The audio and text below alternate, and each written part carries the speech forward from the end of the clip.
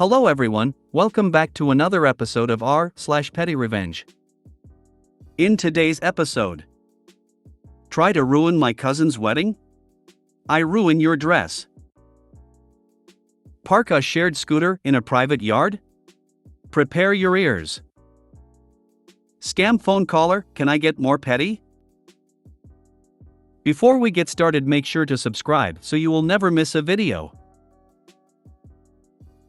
So let's get started. Try to ruin my cousin's wedding? I ruin your dress. So, a few months ago, my cousin Brooke began planning her wedding. I was the bridesmaid and the backup maid of honor in case her sister, who was the MOH, had to cancel. We have another cousin, Peyton, who is honestly the worst. She needs the attention on her 24/7 and will do anything for it.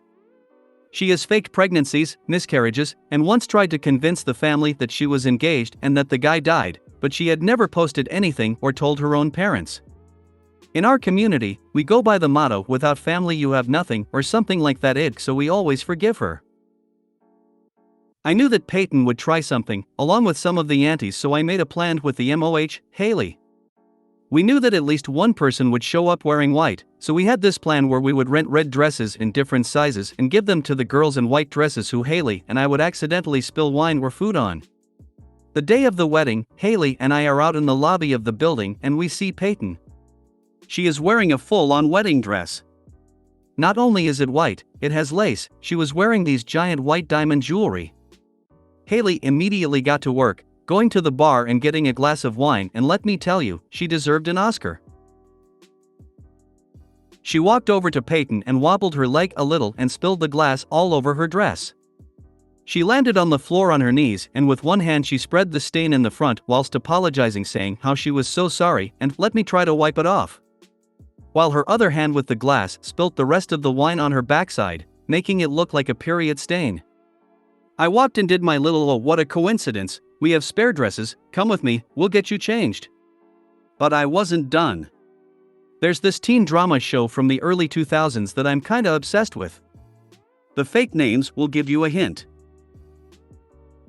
In the prom episode, two girls get into a fight and one girl writes in invisible ink, a bad word, and when she steps into the black light it shows. So I made this concoction of lemon juice and some other stuff. You can look up how to make invisible ink, and while Peyton is changing I quickly write down some choice words and gave it to her. The wedding goes off without another incident. Surprisingly, no one else tried to wear white. But at the reception, shit hits the fan. Picture it, everyone entering the hall, we're all waiting for the bride and groom to make their entrance, and then she walks in. Peyton, with those choice words all over her dress. She looks around, admiring the decor and theming, and is smiling like a moron. Then she looks down, everyone staring at her. She smiles back at everyone, but as the night goes on, people continue to stare. She thinks her hair is messed up, she thinks there's something in her teeth, but she could never guess that when she looked down, she would see those words. She screamed. No joke, she screamed bloody murder and everyone stared at her, wondering how it took her this long to notice. She ran out of the hall and left. Her husband had to take an Uber home because she drove away so quickly. The best part? Haley and I convinced her that it was the dress shop that did this. That they didn't clean it properly. We gave her a fake email with a randomly made-up dress shop maid that she has been emailing ever since. The most important thing is that Brooke had the time of her life. Nice work! Do you and your cousin hire out your wedding services, LOL? Interesting concept, social malice as a service. Like DoorDash for dealing with social situations. I was wondering the same thing. They could make a business out of it. There are just as many messed up assholes than there are normal people, so I think they'd make bank. There's no lemon juice-based fluorescent ink that shows up under blacklight, i.e. UV light. Since that is the simplest portion of your story, and that part is clearly BS, I'm forced to conclude that it is all fantasy/B.S. See also, we live by a motto, but I don't know what it is, and we rented a bunch of extra dresses in random sizes just because. There's this teen drama show from the early 2000s that I'm kinda obsessed with. The fake names will give you a hint. In the prom episode, two girls get into a fight and one girl writes in invisible ink, a bad word, and when she steps into the black light it shows. So I made this concoction of lemon juice and some other stuff. You can look up how to make invisible ink, and while Peyton is changing I quickly write down some choice words, and gave it to her. She could never guess that when she looked down, she would see those words. Please, I don't know which show you're talking about. What were the words you wrote? Even funnier than the OP trying to pass this off as real is all the people who actually believe it's real. OP, why would you make shit up just for Reddit points? There's so much to your story that doesn't add up, but the lemon juice part is just scientifically wrong. A bunch of spare red dresses in different sizes in case someone wears white. You don't think so, OP? Like someone would spend an extra $2,000 on that. The only positive here, it seems, is that you are a terrible liar. This definitely happened. Seriously, why would you spend the time to write this? Park a shared scooter in a private yard? Prepare your ears. This revenge is short but sweet.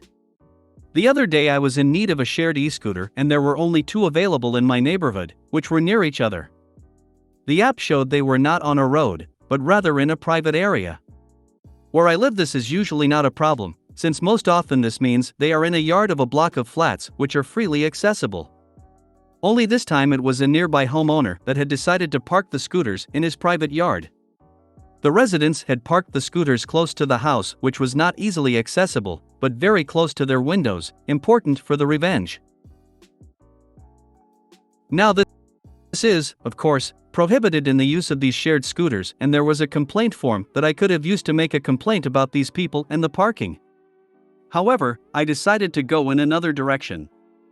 The app has a function, ring a bell, to easily find the scooter when you are searching for it.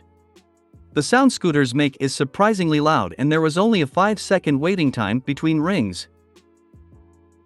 So, when I walked away from the house, the next few minutes I hit that button like my life depend on it. I could hear it surprisingly far and yeah, I was happy about it, not gonna lie. After a few minutes the app showed that the scooter had actually moved further away from the house to a road, so I assume my revenge was successful. Every time a bell rings, an angel gets its wings. And when a scooter bell rings, a Redditor's smile gets bigger. Did you get the scooter? Unfortunately, I already had walked quite a bit, so I didn't go back and get one. Go do that in the middle of the night to wake them up. OP taught the scooter keepers a valuable lesson, call them OP scoot ends. I would have waited until nighttime, either during the time you can expect them to be trying to eat dinner and watch TV, or late at night when it's likely they are asleep, and ring both scooters over and over and over. Then, every few nights, check to see if they have pulled the same stunt, rinse and repeat. They should get the hint pretty quickly. Or if you really needed it, just hide around the corner and hit it until they move it. Or wait a minute after the bathroom light comes on to ring the bell. Hee hee hee. Scam phone caller, can I get more petty?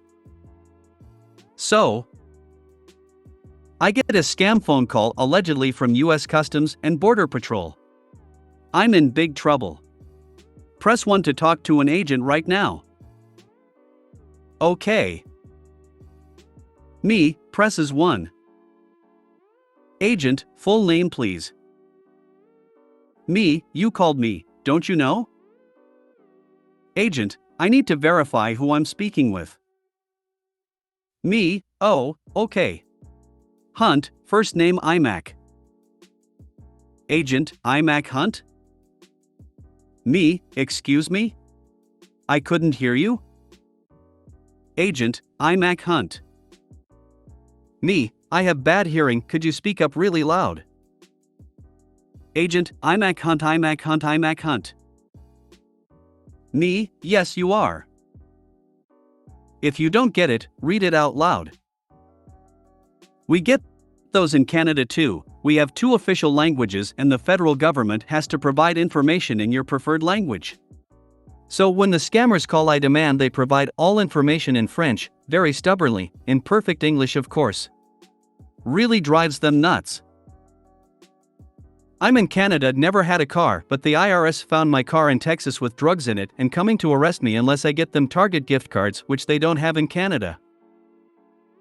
I answer in Spanish that I don't speak English. Then pass it to my father when the Spanish person comes on and he starts with he doesn't speak Spanish in Russian.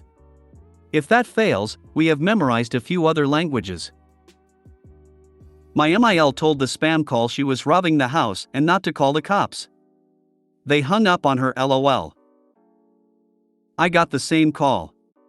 Was told that sheriffs would be showing up at my door. I had given them my brother-in-law's address. Anytime a scam caller asks you our address, give them the White House. I usually give them the local sheriff's records office address. It's unmarked, looks like a house, and if they send someone to watch and follow you to get cards, well, anyone milling about there will be noticed. The other one I give is Pier 33 Fisherman's Wharf Apartment 85, San Francisco, California. If I don't have time, I'll often ask them to call my office number because I have bad signal in here. 888-225-5322. FCC complaint line. I always laugh when I hear them call it. I got one of those, LOL. You are the Publishers Clearinghouse winner. Who? You are. But like, what is the name of the winner you are trying to reach? It's you. We used to get cold calls at work trying to get us to switch phone providers. I would ask them who they had called, and 10 times out of 10 they would say the name of the company that had our phone number over 5 years previously. Turns out that company had put their name on every internet yellow pages type website they could find and never took it off, so we were sitting ducks. It was fun to play with the cold callers though.